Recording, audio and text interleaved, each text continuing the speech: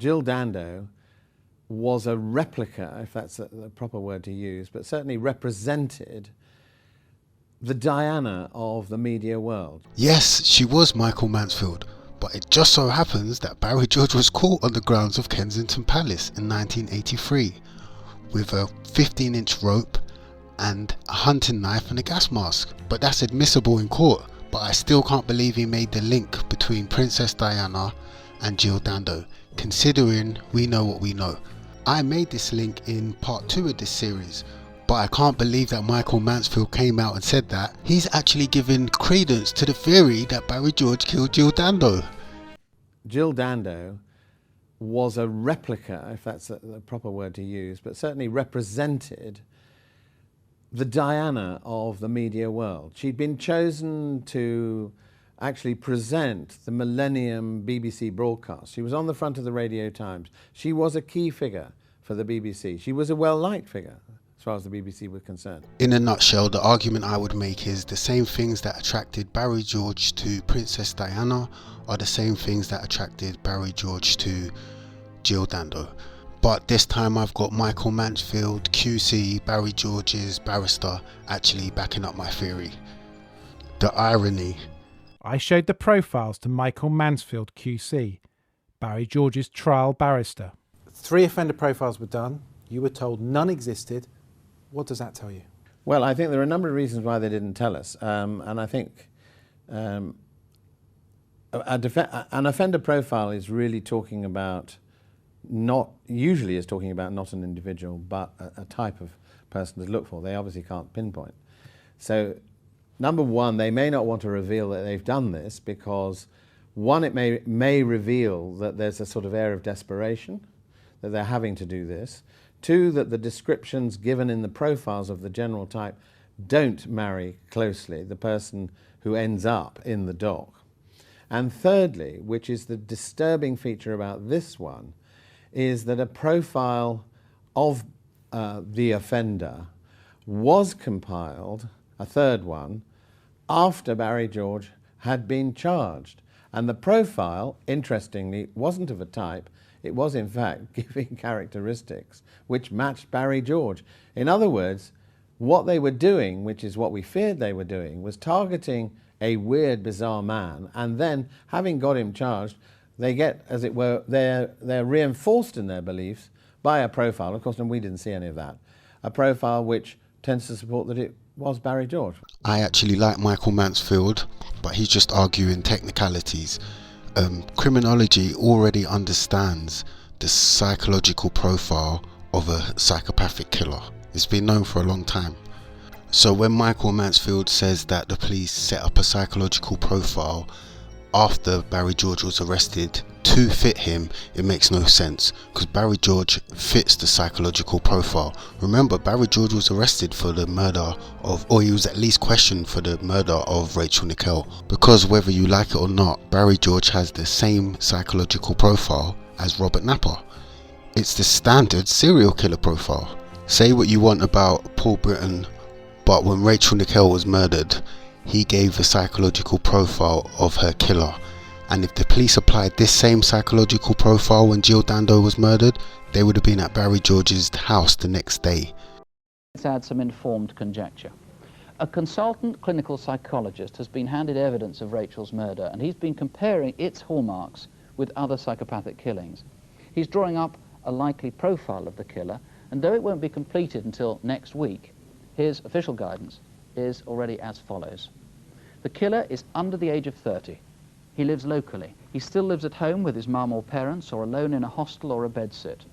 He's untidy and disorganized. It's possible he has a bike, but he probably doesn't drive a car.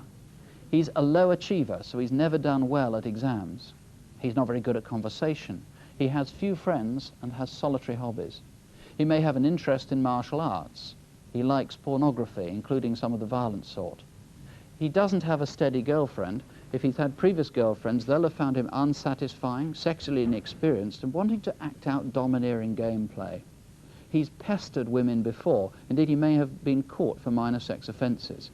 He may well have an unskilled job, though if he does, remember, he certainly had that Wednesday morning off back in mid-July. His family will know that something's wrong with him, but they'll obviously find it hard to admit, even to themselves. They'll have noticed his mood changed after mid-July. He was upset or excitable for a few days after that. Above all, he could cause a tragedy and suffering like this again. What confused Operation Oxborough was the fact that Jill Dando was shot with a gun, and the fact that she worked on Crimewatch. That gave them so much more possibilities to investigate before they even looked at the psychopathic killing. But if they looked at the psychopathic killing straight away and followed the same psychological profile that Paul Britton gave in the murder of Rachel Nickell, they would have been at Barry George's house the next day. It fits him to the T. In fact, the only thing that's wrong is the age. Paul Britton understood that these psychopathic killers like martial arts. Robert Napper and Barry George both like martial arts. That's incredible. If you look at this list going up and down, everything fits Barry George apart from the age. With hindsight, all Operation Oxborough had to do was work within a mile radius of Gowan Avenue, check every man with history of violence against women, then do a 2-mile radius, then do a 3-mile radius, and just eliminate the men. In fact, I'll be surprised if they didn't. Even though a psychological profile doesn't tell you who committed the crime, but it gives you an idea of where to look. Maybe Barry George slipped through the net because he changed his name so many times. Paul Britton even said in the Rachel Nickell profile that the family will be in denial. His family will know that something's wrong with him, but they'll obviously find it hard to admit, even to themselves. If Barry had done that, he'd have had an epileptic seizure out of shock and would probably have just fallen down. You know, he was not capable of doing such a thing. If you can roller skate off of a ramp 90 feet in the air and jump over 4 double-decker buses without having an epileptic fit, if you can rape a woman without having an epileptic fit, then why can you not pull the trigger of a gun and run away without having an epileptic fit?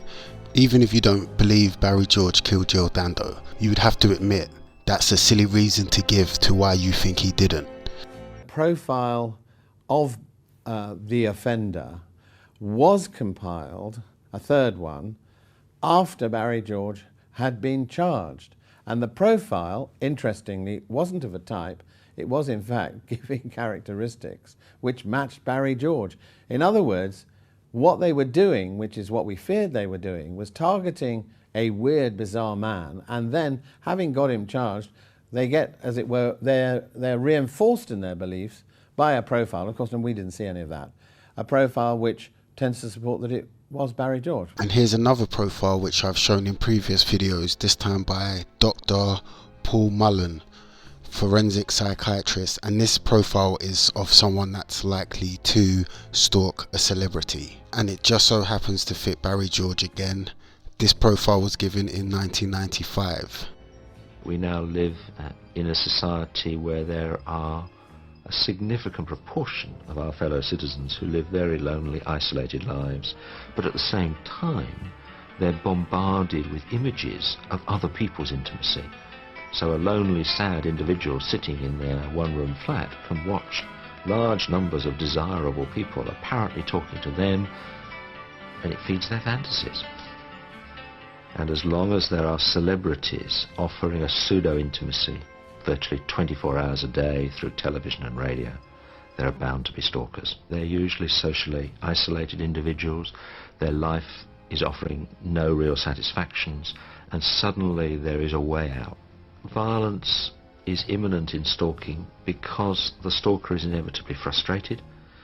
The stalker inevitably is brought up against the limitations of reality, and that can produce anger, and anger can lead to threats and to violence. A significant proportion of those who stalk are mentally disordered, and some of them are frankly mentally ill. The fact that they finish up stalking reflects a failure very often of adequate treatment and of adequate support and care in the community. If these people received the level of care and treatment that they need, they might not finish up plaguing their unfortunate victims. Clearly, if the person is severely mentally disordered and increasingly intrusive, this is worrying. If the person's a substance abuser and becomes threatening, if the person has already got a history of violence, all of these things increase the risk. What are they going to stop at? What limit is there on their behaviour? And the more disordered they appear, the more frightened one becomes, reasonably enough, that there is no limit.